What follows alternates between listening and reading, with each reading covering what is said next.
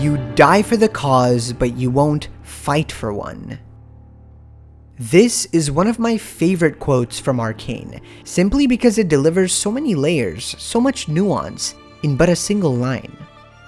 It defines a poetic, genius journey of two brothers whose fates were more intertwined than I could have ever imagined.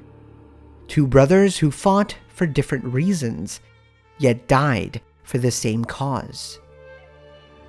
Of course, I'm talking about the heartbreaking, tragic, genius dichotomy of Vander and Silco. The parallels between Vander and Silco are a wonder to behold, particularly as we see Silco's character develop. And so, both of their character arcs revolve around the idea of responsibility, fatherhood, and how that changes a person on a fundamental level. We get hints of this in the very first episode and the very first sequence, the one on the bridge. Vander had wanted revenge, freedom for the Undercity, and led his people across this bridge. Yet things didn't go as planned, and many innocent lives were lost. Some of those being Vi and Powder's parents. As the camera focuses on Vander, you can spot the exact moment where his heart drops. The exact moment when he realizes what it is that he's done. He was the reason for these innocent children becoming orphans. And as Vander realizes that these two kids have no one left but him, that he is now responsible for their livelihoods, it suddenly hits him. It's like his entire life flashed before his eyes as he came to his senses, as he dropped his iron gauntlets.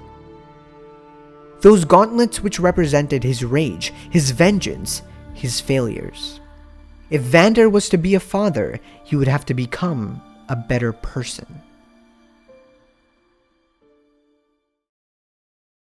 Flash forward to a few years and we can see that he's succeeded in doing just that. Although he wasn't able to provide luxury for his children, as is the nature of living in the Undercity, he sure as hell became a trustworthy and dependable father. That responsibility changed him for the better, and he made choices that were less rash and more safe for his daughters.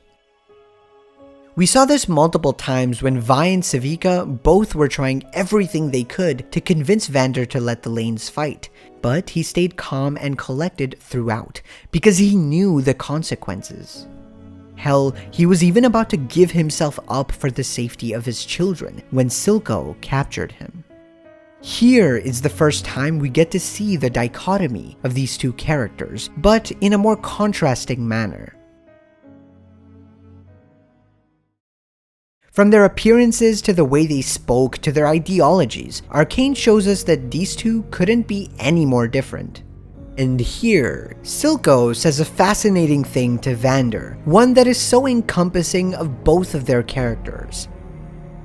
You die for the cause, but you won't fight for one. I love this line so much because Silco simply doesn't understand. Not yet. And as the fighting ensues, as things get worse and worse, Vander does die for his cause. Even in a maddened, crazed state, even when Silco was right there for Vander to kill, he chose to grab Vi instead and jump out of the building. He chose to protect his daughter, even though he was this close to ending Silco's life. A tragic ending to his character, but quite fitting, his last words to his daughter being, "Take care of Powder."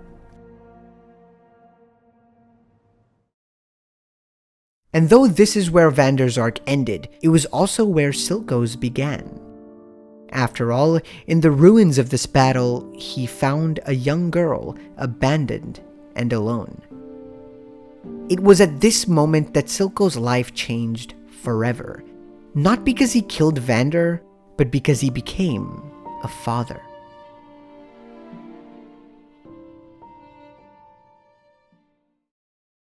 After the time skip with Silco being the head of the Undercity, we finally start to see his growth. It's actually quite subtle right until the end, but there's many moments of vulnerability, particularly when he's with his daughter. As pointed out by many of his people, Silco always takes it easy on Jinx. For some reason, he's very, very protective of her, and even when she makes mistakes, he forgives pretty easily and tries to hear her side of the story first. I'm not saying he's a great person or a great dad, but you can certainly see that he cares for her whether he realizes it or not. This becomes even more apparent, not only to us but also to Silco, when Jinx is severely injured after her fight with Echo. You can see this look of pure fear on his face throughout her surgery, and Singed even has to knock him unconscious because of how panic-frenzied he's become. I believe this was the moment where he truly realizes the weight of being a father. At this point, there was a likely chance that Silco was going to lose his daughter, and that triggered something inside of him. At this moment, he realized that he would do whatever it takes to protect his family.